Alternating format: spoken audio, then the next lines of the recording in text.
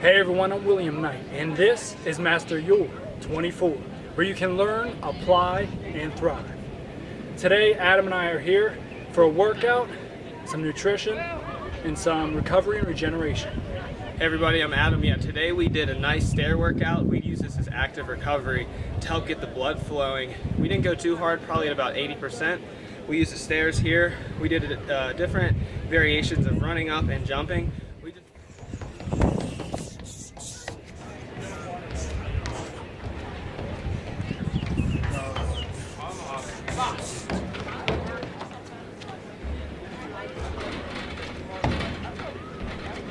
We just did this once again to get the blood flowing, get a little workout in before we go into the ice bath later.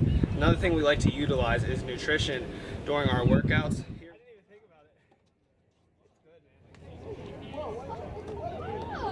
Here we had a shake. It's 2-to-1 ratio of carbs to protein. This is actually the Muscle Milk Collegiate. This is something that we like to use a lot. You should always have good nutrition during your workouts. And as Adam mentioned, after the nutrition, it's good to have the nutrition within a 45-minute window after your exercise. And in addition to that, we have the shake, so it's fast digesting. And now what we're gonna do, we're gonna go into the training room here at the North Allegheny facility, and we're gonna utilize the ice bath. The ice bath is a great way to incorporate more recovery and regeneration for your bodies so that we can use our workout today and from yesterday and really come back tomorrow faster, stronger, and better. Right now we're filling up the ice bath with more ice.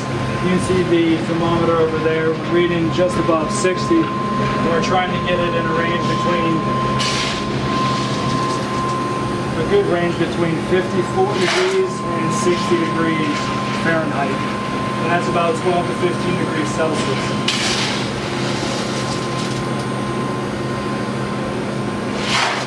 And one of the other things you'll notice about this ice bath in particular is there's a jet over here. It's a turbine. And what that's going to do is that's going to circulate the water, which will actually give it an effect a little bit colder than the actual temperature reading over here on the thermostat.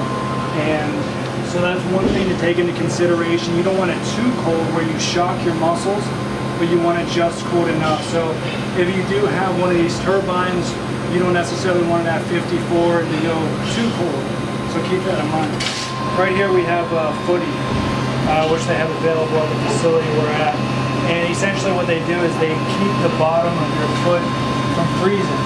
And really when you think about it, if you haven't tried an ice bath before, they seem inconsequential, but they're really a huge benefit because the bottom of your feet will just freeze.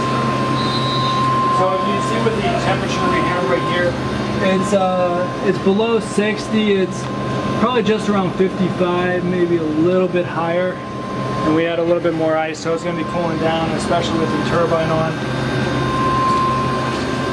I'm going to go in.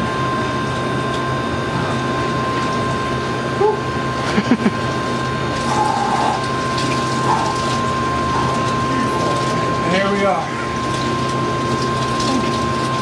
What I'm going to do right now is, once I get a little bit more adjusted, I'm going to turn on the turbine.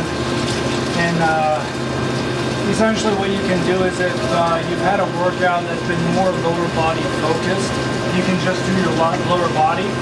But what we would recommend is if you have done something that's a little bit more strenuous and more taxing on your upper body, whether it's your back, your shoulders, arms, whatever, it can be more beneficial to submerge your whole body. It's a little bit more difficult to do, but it would be something that is a great benefit to add if you're going to do the ice bath.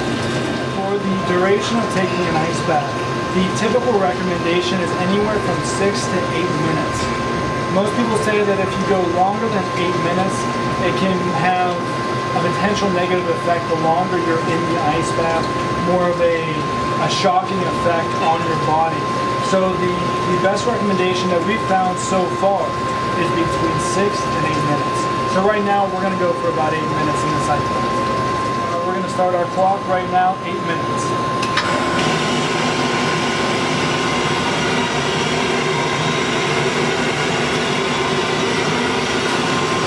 All right, now this is the tough part of doing a full body submerge below the neck. What the ice bath is. With the legs, it's not too bad. But once you get the upper waist and up to here, that's when it gets tough. And I'm gonna stop talking so much so that I can submerge. Alright, we just finished the ice bath. And you can probably tell by my voice that I'm freezing, obviously. And but essentially what we did is I submerged my body for about half of the time. And I kept my lower portion from here down submerged the entire duration of the 8 minutes. And we also have the jet on, which can increase the benefits if that's something that is available to you. That will be a positive benefit to use when you're taking the ice bath. But overall, what I'm going to do right now, the next step, I'm going to continue to have my shake. You can see that I have my protein shake here, which has both protein and carbs. Carbs are really important to have as a post-workout, especially in a shake format.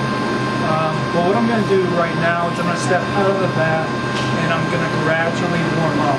I'm not going to try to warm up too fast because I don't want to shock my body. So I'm going to let myself warm up naturally, dry off, and then probably in about maybe half hour to an hour later, I'm going to try to take maybe a warm shower just to get back to normal. As you can see, I can't really talk right, and I'm still kind of shaking a little bit. But overall, this is a great recovery technique that can be utilized. See if it's something that benefits you. Try it out once. If you feel it's something that's beneficial, try to incorporate it after a tough workout. And one of the other things, if you're trying to do this before a competition or before you compete athletically, try to do this maybe 2 or 3 days before. Because maybe the next day, you might not be back to 100%. But usually 2 to 3 days after, you're going to see the real benefits of this and be ready to go. So thanks for watching this video, and we'll keep bringing more educational videos to you regarding recovery and regeneration, and really help you on your path towards